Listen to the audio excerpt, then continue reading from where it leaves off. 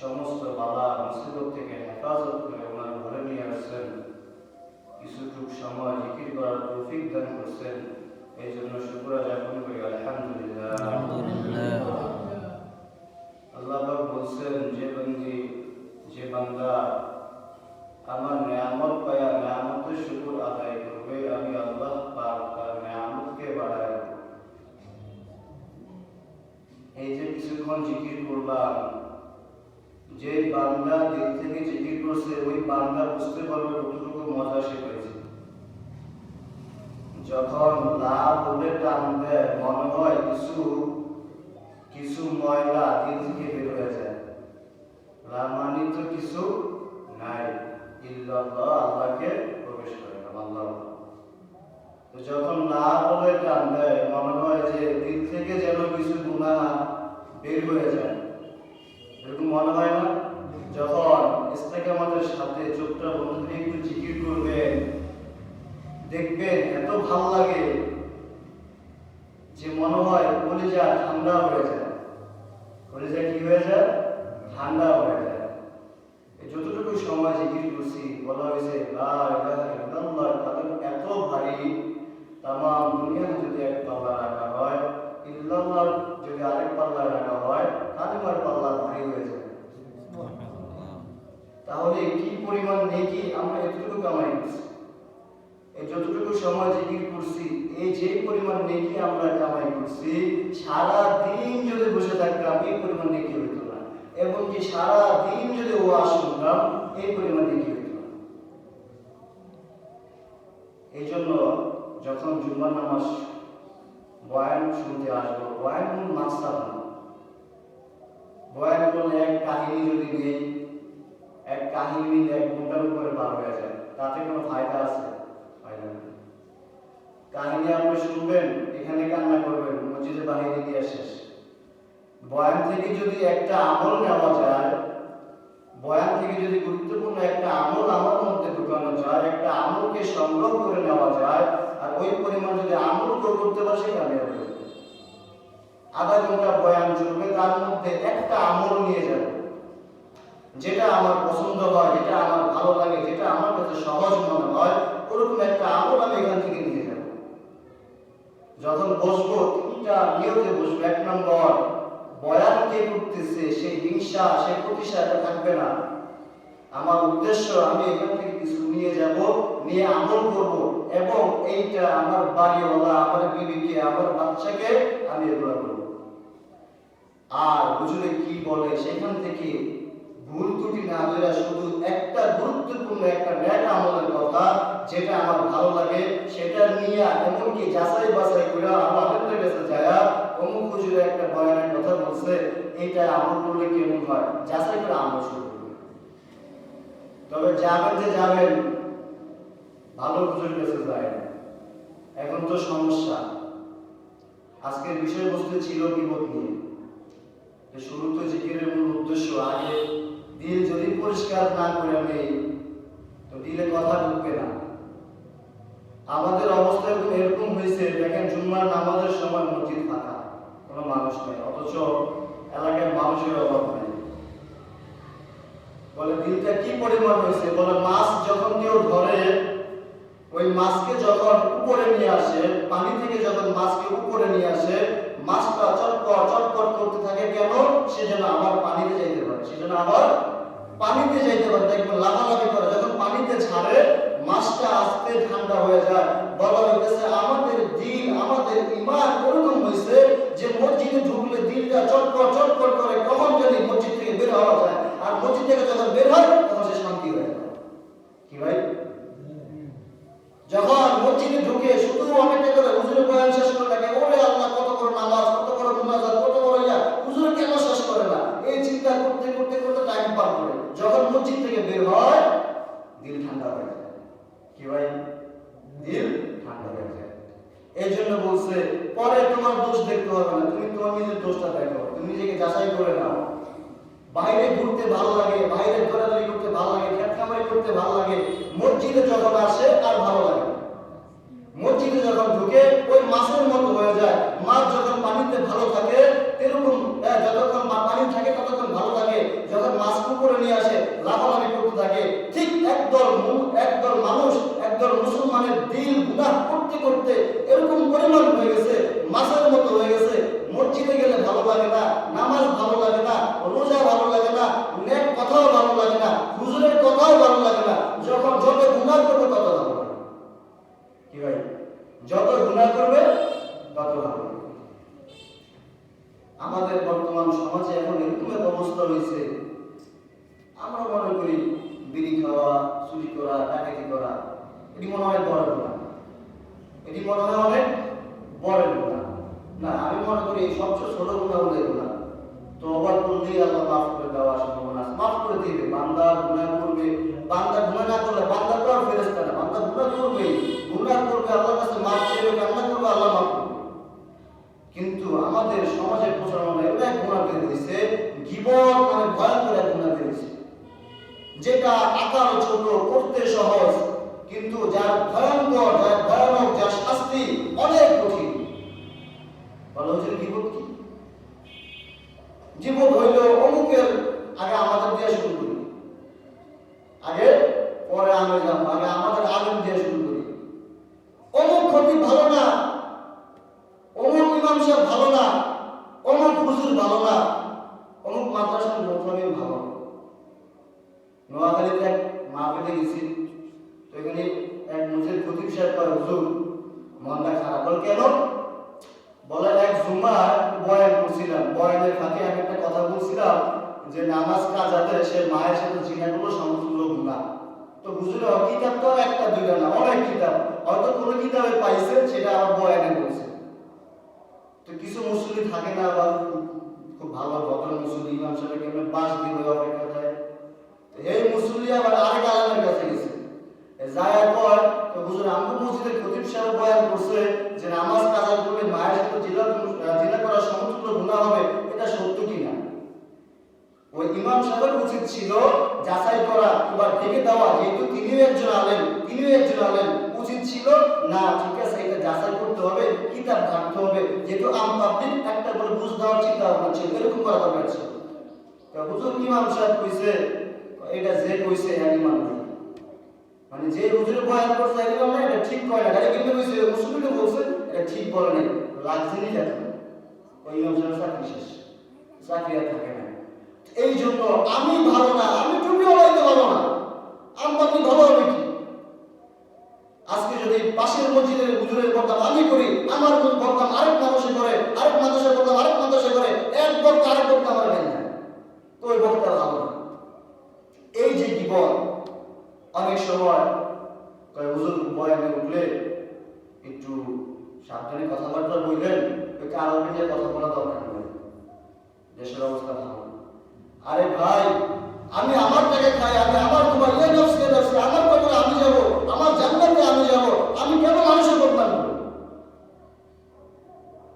যে জানে সে গুনাহগার, চোর জানে চোর চোর, ডাকাত জানে ডাকাত, ভণ্ড জানে সে ভণ্ড, বেদাত জানে সে বেদাত, কিন্তু আমি তাকে বেদাত করে আমার ইমানকে নষ্ট করব। চোর অমুকের চোর, সেও জানে সে চোর, সে খারাপ, তাহলে আমি তাকে খারাপ বলে কেন আমার ইমান আমার নষ্ট করব? ভণ্ড জানে সে ভণ্ড, তাহলে তাকে আমি দূর থেকে ভণ্ড বলে তাকে কেন আমি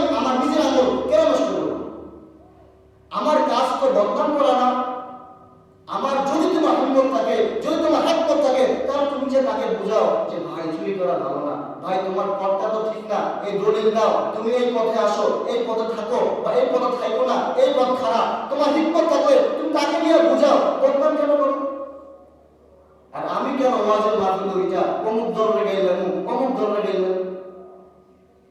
আমার যদি একমত থাকে, আমার যদি এক থাকে, আমার যদি এত দলই থাকে, তাহলে আমি শুনে দাওয়াত নিয়ে যাব। ঢাকা একবার বলছি, পুলিশরা ভালো না, পুলিশরা ভালো না। আমি একজনে প্রশ্ন করছি, এটা আলেমে কত দিন আপনারা, কত তাবলীগ জামাত, কত আলেম আপনারা কত কোন থানায় গেছেন, থানায় গিয়ে পুলিশদেরকে বুঝাইছেন কি ভাই আছে এরকম? তো ভালো না, ভালো করবো কি? নবীওয়ালা কাম কি ছিল? বেদিনকে যা, কাফেরকে যা দাওয়াত দিছে, তোমরা কার দাওয়াত? তোমরা কয়দিন থানায় যা পুলিশকে দাওয়াত দিছে? আমাদের ঢাকার কাছে আছে তাবলীগে খুব বড় আমি, উনি দেখলাম মাঝে মাঝে যখন কাজ শেষ হয়ে যায়, আমি সাথীদেরকে নিয়ে যায়, পুলিশদেরকে বুঝায়। এই দায়িত্বটা আমাদের আলেমদের ছিল। আমরা কতজন আলেম গিয়া, কোন থানায় গিয়া, কতদিন আমরা পুলিশদেরকে দাওয়াত দিছি, কোন মেম্বার সাহেবকে দাওয়াত দিছি, কোন চেয়ারম্যান সাহেবকে দাওয়াত দিছি, যে মেম্বার সাহেব সমাজের মুসলিম নামাজ পড়ে না, আপনি নামাজে দাওয়াত দেন, আপনি তো চেয়ারম্যান, আপনি যদি বলেন নামাজের কথা, সে মসজিদে অবশ্যই আসবে। আমি আলেম মানুষ, আমি তো কখনো যাইনি, শুধু আমার নিজের ধান্দা। মাদ্রাসা একটা দিছি, আরো 3টা, মাদ্রাসা 4টা দিছি, আরো 5টা, মাদ্রাসা 5টা দিছি, আরো 6টা, একটা না দিতে আরো 5টা হয়ে যায়। উম্মতের জন্য কি করলাম ভাই? উম্মতের জন্য কি করলাম? অথচ আল্লাহর রাসূল সাল্লাল্লাহু আলাইহি ওয়াসাল্লাম উম্মতের জন্য নিজের জীবনটাকে উৎসর্গ করে দিয়েছে। আর আমাদেরকে খতিব সাহেবদেরকে আমাদেরকে সিরিয়ালে দেওয়া যায় না। একটু আল্লাহ যদি সুনাম দেয় তো সিরিয়াল দিতে 1 ঘন্টা লাগে, পাওয়াই যায় না, এত ভাব। আজকে আমাদের এই অবস্থা, এই জীবন আর জীবন। তাহলে আমি কেন জীবন করব? আমি কেন জীবন করে তার গুনাহকে আমার কাছে নিয়ে আসবো? আমি তাহাজ্জুদ করি, আমি ইশরাক করি, আমি চাষ করি, আমি আযান করি, আমি আর জীবন জীবন করলাম, সব শেষ। এটা হলো আমাদের দোষ। আমরা থেকে দোষ, এটা আমাদের দোষ। আমাদের আলেম সমাজ আজকে এরকম হয়ে গেছে। ওই দেখবেন বাড়ি বাড়ি যে আমার ছাত্র কালেকশন করে। এই জন্য দেখবেন মুসলমান, আগে যখন আমরা পড়ালেখা করতাম, প্রতি বছরে ছাত্র হাফেজ হয়ে বের হইত, 10 জন 5 জন হাফেজ হইত। এখন আর আগের মতো হাফেজ হয় না, এখন 10টার মধ্যে হাফেজ দেখা যায় না। কারণ আগে আমল ছিল, আগে ইবাদত ছিল, উম্মতের হিকমত ছিল, উম্মতের চিন্তা ছিল। এখন আর উম্মতের চিন্তা নাই। উম্মত জাহান্নামে যাক, আমার কি? আমি বাড়ি করতেছি, আমি গাড়ি করতেছি, আমি মাদ্রাসা করতেছি, একটা দিছি আর 3টা দিছি। ওস্তাদদেরকে দিয়ে খাটায় নাই, খাটাইতে পারে। যখন বেতনটা চায় হুজুরে, তখন ওই মুহতামিম সাহেবের পরিচয় পানি থাকে না। এই জন্য মেরে দোস্ত ভাই বুজুর্গ, গীবত থেকে হেফাজত থাকে। অন্যের নামে গীবত করবো না, হিংসা করবো না। ও ভাই, এটা মসজিদ, আল্লাহর ঘর। এখানে যদি কোনো দল ভাগ থাকতো, তাহলে মসজিদে 4 ভাগ করা লাগতো। বিএনপি 1 ভাগ, আওয়ামী লীগ 1 ভাগ, জামাত 1 ভাগ, আর দল 1 ভাগ, 4 ভাগ। এই পাশে ইয়ালারা গেলে লাখো পিটাপিটি, এই পাশে লাখো পিটাপিটি। তোরা আমার ঘুমাইছিস। আল্লাহর ঘর, কোনো দল নাই, কোনো ভাগাভাগ নাই। আমরা মুসলমান। মাঝে মাঝে জিজ্ঞাসা করি, আমি দল করেন কোনটা? কারণ আমি উত্তর দিই, আমার দল ইবাদতে ইসলাম। ইবাদতে ইসলাম। আল্লাহ পাকের যখন যে আদেশ আসছে, যতটুকু করে আমল করি, যতটুকু করে ইবাদত করি, যতটুকু করে নামাজ পড়ি, যতটুকু মানুষকে দাওয়াত দেই, কিন্তু কোনো দল। কারণ আজকে যে ফতোয়া বের হয়েছে, আমার দলের জন্য আমি জীবন দিয়ে দেই, আমার দলের জন্য আমি সব দিয়ে দেই, কিন্তু আল্লাহর জন্য আমি কিছু দিতে পারি না। আল্লাহর জন্য আমি কিছু দিতে পারি না। এই যে দেখেন ইলেকশন চলে, আচ্ছা সংসদে কোনো আইন আছে যে গান বাজনা না চালাইলে নমিনেশন দিব না? এমন কোন আইন আছে? এমন কোন আইন আছে যে গান বাজনা না চালায়, প্রচার না করলে নমিনেশন দেওয়া যায় না? বরং আমি দেখছি সমাজের না হলো বেড়িলে যেমনি গাইন না অনেক মাইক চালায়, আর মসজিদের মুসলিমরা আরো বেশি গেলে। আমরা মনে করি আমি মেম্বার, আমি চেয়ারম্যান, প্রচার করতেছি, গান একটা প্যারামেল লাগাই দিছি, মনে হয় শুনতে ভালো লাগতেছে না। সবাইকে আমার মতো গান বিড়িখোর, সবাইকে আমার মতো বেনামাজি, বহুত মা বলেছে নাকি প্রঞ্চালন করে এই মাইকের জন্য মারে না। কি ভাই, এমনি কি প্রচার করলো হয় না? নিজের গান শোনার কবিরে গুনাহ, নিজে তো গুনাহ করে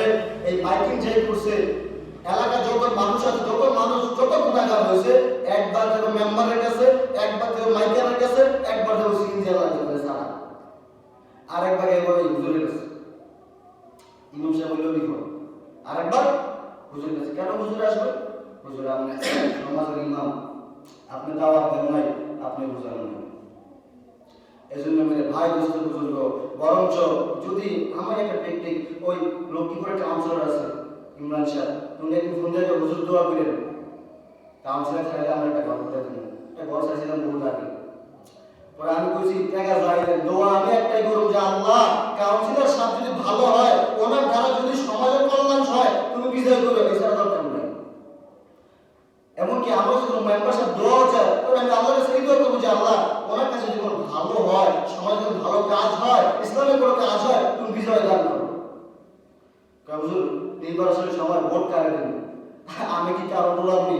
আমি কারোর টাকা খাইও না। ভোট যারা দিবেন তারা দিবেন, তবে হ্যাঁ ভোট পেয়ে যে বিজয়ী হবে, সে যদি তাহাজ্জুদ করে, ইশরাক করে, আওয়ামিন করে, গান সাজা করে, মাদ্রাসা করে, ওই থেকে একটু নেকি আপনি পাইবেন। সে যদি গুনাহ করে, সে থেকে একটু নেকি আপনি পাইবেন, সে থেকে নেকি একটু আপনি পাইবেন, যারাই খুশি দেন। আর হ্যাঁ, যারা প্রতীক হয়েছেন তাদের এই নিয়ত করেন ইনশাআল্লাহ যদি আমি বিজয় হই, সমাজে ভালো কাজ করব, সমাজে নিজে নামাজ পড়ি আর না পড়ি, অন্তত একটা আইন করব, আমার যে সমাজ আছে সবাইকে নামাজ পড়তে হবে। কাল কিয়ামতের ময়দানে আল্লাহ পাক ক্ষমতা বান্দাকে উঠাইবেন, দাঁড়াও তোমাদেরকে ক্ষমতা দিলাম, একসাথে 5 জন আর 10 জন মেম্বার চেয়ারম্যান দাঁড়াইলা, আমি যদি চাইতাম বাকি জনকেও আমি জিতাই দিতে পারতাম, তোমাকে আমি জিতাই দিলাম। এটার জন্য যে তুমি ক্ষমতা কতটুকু অপব্যবহার করলা। ও ক্ষমতাসীন ভাই, আল্লাহ পাক আপনাকে ক্ষমতা দিবে, আল্লাহ পাক ক্ষমতার চার দিবে। আর এই ক্ষমতার চার বেশি দিন নয়, কিছুদিনের জন্য মাত্র। দলের জন্য বেশি লাভালাভি কইরেন না, বেশি বাড়াবাড়ি কইরেন না। ওই আল্লাহ পাক, দয়ার মাওলা আল্লাহ পাক আপনাকে দুনিয়াতে পাঠাইছেন, ওই আল্লাহর জন্য কতটুকু করলেন? সামান্য 200 টাকা 300 টাকার জন্য গলাটা ফালায় চিল্লায় মিছিল করেন, মাইকিং করেন, যে দয়ার মালিক আপনাকে দুনিয়াতে পাঠাইলো, আপনাকে বানাইলো, আপনার জন্য জান্নাতের হুরদের জন্য এরকম ভালো খানা তৈরি করে রাখলো, ওই আল্লাহর জন্য আপনি কতটুকু করলেন? আর কেমন দল আপনি করেন? এই দলের মধ্যে থাইকে যদি কোনো ভুল করেন, কোনো অন্যায় করেন, কোনো উল্টা পাল্টা কথা বলেন, বরখাস্ত করে দিবে। আর আমার দয়ার মালিক গোপনে গোপনে কত জিনা, কত অন্যায়, কত ব্যভিচার আপনি করতেছেন। আমার আল্লাহ জিদ কইরা আপনার চোখটা অন্ধ করে দেয় নাই, পাওয়াটা ল্যাংড়া করে দেয় নাই। আর যে দলের জন্য আপনি এত পাগল হয়ে গেছেন, এত বাড়াবাড়ি করতেছেন, গলাটাকে ফাটায় ফেলতেছেন, ওই দলটা থাইকা একটু উল্টা পাল্টা কইরা দেখেন, একটু বেয়াদবি কইরা দেখেন, নিজেদের দলের কোন নেতাকে গালি দিয়ে দেখেন, আপনার অস্তিত্ব থাকবে না। যত বাপরি লোক হন না কেন, একটু অপরাধ করবেন, অস্তিত্ব থাকবে না। তাহলে কোন দলের জন্য আমি পাগল হইলাম? মালিককে চিনলাম না, আল্লাহকে চিনলাম না। যদি আল্লাহকে চিনতে চান, মালিকের সাথে একটু ভালোবাসা লাগাইয়া দেন। ও ভাই, ভালোবাসা কেমনে লাগাইবেন? আখলিস দীনাকা ইয়াকফিকাল আমালুল কলিল। বলে তোমার ঈমানকে খাঁটি করো, অল্প আমলে কাজের জন্য যথেষ্ট হয়ে যাবে। ও ভাই, তাহাজ্জুদ করতে হবে না, ইশরাক করতে হবে না, আমিন করতে হবে না, চাষ করতে হবে না। প্রতিদিন শুধু 5 ওয়াক্ত নামাজটা ঠিক রাখেন। 5 ওয়াক্ত নামাজ পড়ার পর রাতে ঘুমানোর আগে একটু হিসাব মিলান যে আজকে আমি সারাদিন কয়টা গুনাহ করলাম।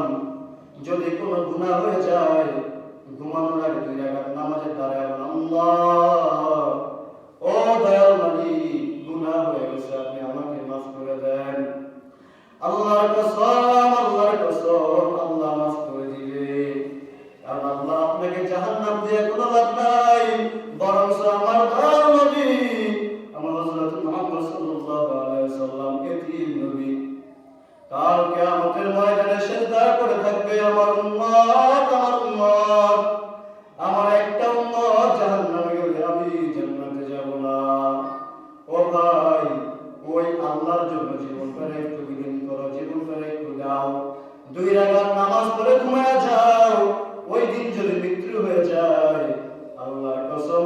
জান্নাতের দরজা খুলে যাবে।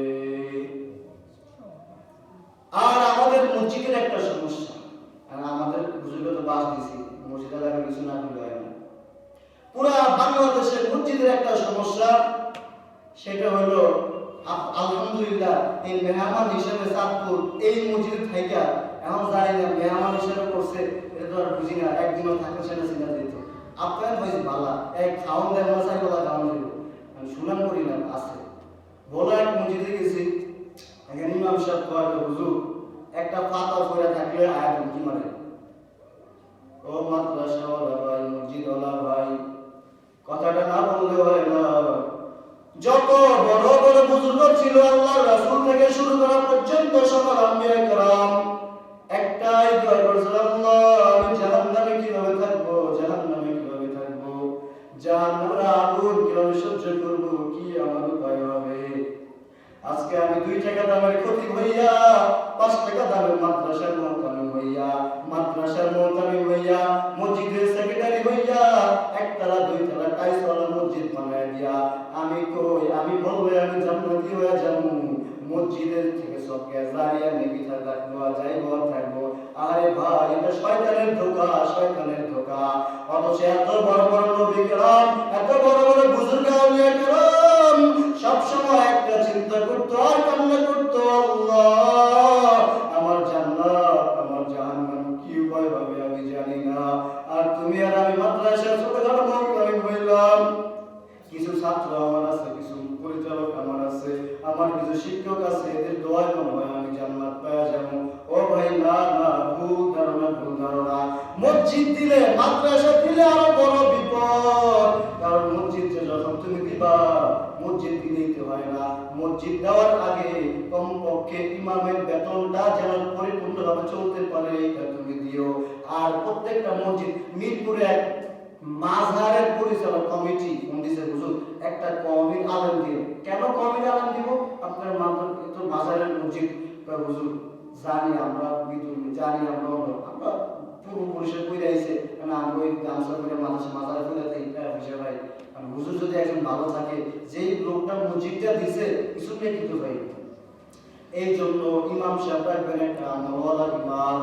ও ভাই ইমামকে ধমকি দিও না, ফ্যান চলে কমিটি বন্ধ করে না, মুসল্লি বন্ধ করে না, ইমাম সাহেব বন্ধ করে অপেক্ষা থাকে, বালু কইরা রইছে ইমাম সাহেব ধমকি দেয়, বালু ধরে আছে কেন, একটু ময়লা দেখছে ইমামে ধমকি দেয়, ও ভাই ইমামে ধমকি দিও না, ইমামে গালি দিও না, আয়াতের কথা বলা যায় না। ইমামের আগে যদি তুমি মরিয়া যাও, ওই ইমাম তোমার জন্য যতটুকু দোয়া করবে তোমার সন্তানও দোয়া করবে না, কারণ ইমাম 5 ওয়াক্ত নামাজের সময় দোয়া করে, আল্লাহ এই এলাকার কবরবাসী তোরা আযাব গুলো মাফ করে দেন। আর ওই ইমাম রে তুমি ধমকি মারো, ইমাম যখন টাকা চাইতে চায় তখন তোমার মনটা কালো হয়ে যায়, ঠিক কি না ভাই? ওই ইমামের ধমকি দিও না, বরঞ্চ পারলে ইমামরে চা খাও, মুসাফা করো, আল্লাহ না করে যদি মরিয়া যাও ওই কবরে গেলে তো বলতে পারবা ইমামের বন্ধু ছিলাম, ও আল্লাহ ইমামের খেদমত করছি, একটু দোয়া করবে। তোমার সন্তান কোরআন তেলাওয়াত করবে না, তোমার বিবি কোরআন তেলাওয়াত করবে না, তুমি যখন দুনিয়া থেকে বিদায় হয়ে যাইবা 2-1 দিন কান্না করবে, 4-5 দিন কান্না করবে। সম্পদের এরকমও দেখছি, ওরে কপাল পুরো বাপ মা, এরকম বাপ মাও দেখছি, বাপ মা মারা গেছে, বাপ মারা গেছে, 5 দিন পরেই সম্পদের জন্য ভাই ভাই মারামারি লাগছে। ওই বাপ যদি কবর থেকে উঠে আসতে পারতো, আমার মনে হয় সব সম্পদগুলো আল্লাহর রাস্তায় দিয়ে দিত। এই জন্য ইমামের সাথে ভালো সম্পর্ক রাখো, ইমামের সাথে বেয়াদবি করো না, যতটুকু ইমাম সাহেবের চা খাও, মহব্বত রাখো ইমামের সাথে, কারণ একবার যদি মরিয়া যাও কবরে গেলে ইমাম সাহেব যে পরিমাণ দোয়া তোমার জন্য করবে, নিজের আত্মীয় স্বজন ওই পরিমাণ দোয়া করবে না।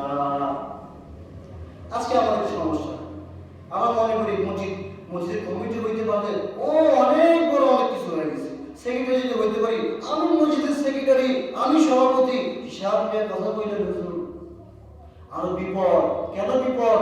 যদি 19-20 করে চালাতে পারলে আল্লাহর ঘর, আল্লাহ কিন্তু ছাড়বে না।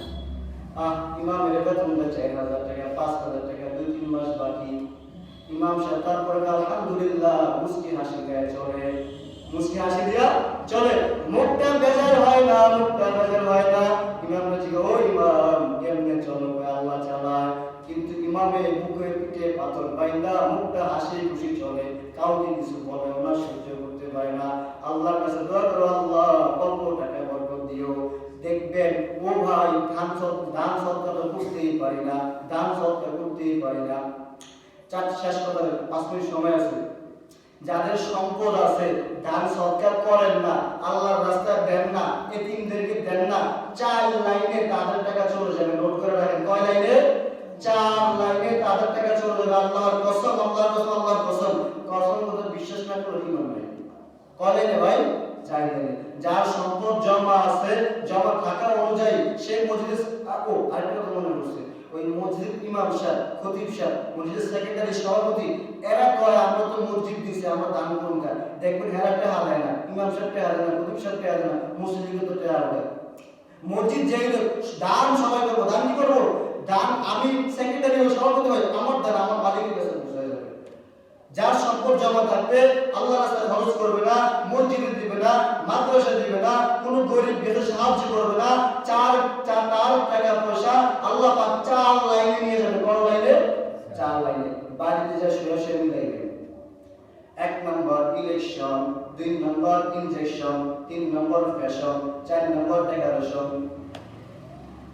মনে রাখো, 1 নম্বর ইনজেকশন, 2 নম্বর ডেকোরেশন, 3 নম্বর ফ্যাশন, 4 নম্বর ইলেকশন। বলে ইনজেকশন এমন রোগ আল্লাহ শরীরের মধ্যে দিয়ে দিবে, এক একটা ইনজেকশন 4000 টাকা, 5000 টাকা। ডাক্তার সাহেব বলবে ভাই যতদিন বাইচা আছো সেই মারো, আল্লাহর রাস্তা যাবে না, হাসপাতালের রাস্তা যাবে। 2 নম্বর ইলেকশন, ওই যখন সম্পদ একটু হয়ে যাবে, বন্ধুরা তাল দিবে, আত্মীয়-স্বজন তাল দিবে, শয়তানের ভূতা দিবে, টাকা তো হয়েছে মেম্বারে খারায় যাচ্ছে, মানে খারায় যাওয়ার সমস্যা কি? এই ম্যাডাম মেম্বারে খারাইছে, তাল দিন না, লাখ লাখ টাকা খরচ করছে, মানুষের জিতনে পাস পায় নাই, পরে ঘরে ঘরে ভয় পাবে, কান্দে আর আফসোস করে, হায় কিল্লাই যে খারাইলাম, কিল্লাই যে খারাইলাম, বেগুন টিয়া শেষ। ঠিক কিনা ভাই? 3 নম্বর ডেকোরেশন, ছেলে বিয়ে দিবে, মেয়ে বিয়ে দিবে, লক্ষ লক্ষ টাকা খরচ করবে, যে টাকা খরচ না করলেও চলে। 5000 টাকা কিন্তু ইয়া করলেই হয়ে যায়, ডেকোরেশন করে, বাড়ি সাজায়, গান বাজনা করে, বিভিন্ন লাখ লাখ টাকা খরচ করে বাড়িতে আরো সাউন্ড বক্স আনায়। অথচ বেয়াদব বাচ্চারা মোহরানা দিতে পারে না, মোহরানা দিতে পারে না, বিভিন্ন লাগে সংসার করে, আবার লক্ষ লাখ টাকা খরচ কইরা দালাল সাজা, বিল্ডিং সাজা, বাড়ির সাথে গান বাজনা কইরা বিয়ে করে, কিন্তু মোহরানা কিছু টাকা এটা দিতে পারে না। এই ডেকোরেশনে 1 টাকা যাবে। 4th নাম্বার ফ্যাশন, এমন ফ্যাশনের বাইরেও পোশাক, এদিক দিয়ে ছিল এদিক দিয়ে ছিল, দাম নিজে 5000 টাকা, মসজিদে 5 টাকা দিতে পারে না, টাকা চলে যাবে। জোতা এক জোড়া কিন্তু 10000 টাকা দিয়া টাকা এখানে চলে যাবে। জামা একটা কিনে সিরামিয়া কেমন দেখতে দেয় না, আমি একটা 120 টাকা হলো, একটা সৌন্দর্য আছে, এটি এরকমও নাই, ওই 10000 টাকা। ওই ঢাকা শহর দর্জি আছে, ওই আরো কি জানি আছে, বসুন্ধরা, এদিক গেলে 10000 টাকা লাগে, 2টা জামা কিনা যায় না। তাহলে কয় টাকা চলে যাবে? 4 লাইনে। যে আল্লাহর রাস্তায় টাকা ব্যয় করবে না, দান সদকা করবে না, এতিমদের টাকা দিবে না, নিজের হক আদায় করবে না, যাকাত দিবে না, তার টাকা 4 লাইনে চলে যাবে। Injection, election, decoration, fashion. এই জন্য আমরা বেশি বেশি দান সদকা করব। এমনকি যদি কোনো মানুষ আমার কাছে যায়, তাকে খালি হাতে ফিরাবো না। আর 2 নম্বর হলো হিংসা বিভাগ করবো না। যে যে দলের হোক, আমরা সবাই ভাই মুসলমান, আমার দরজা সবসময় উন্মুক্ত। আমি সবাইকে বলি সবাই আমার কাছে আসবেন, সবার দাওয়াত আমি গ্রহণ করি, কারণ আমি মুসলমান। দলীয়তে সমস্যা থাকতে পারে, আকিদার সমস্যা থাকতে পারে, কিন্তু তুমি আর আমি ভাই। আল্লাহ পাক আমাদেরকে একতা হওয়ার থাকার তৌফিক দান করুন, আমিন। আমরা সকলে দিলকে এক করে দেব, আমিন। যা বললাম শুনলাম, আল্লাহ পাক আমাকে এবং সকলকে পুরো দুনিয়ার উম্মতদেরকে আমল করার তৌফিক দান করুন, আমিন। যারা শুনে করেছেন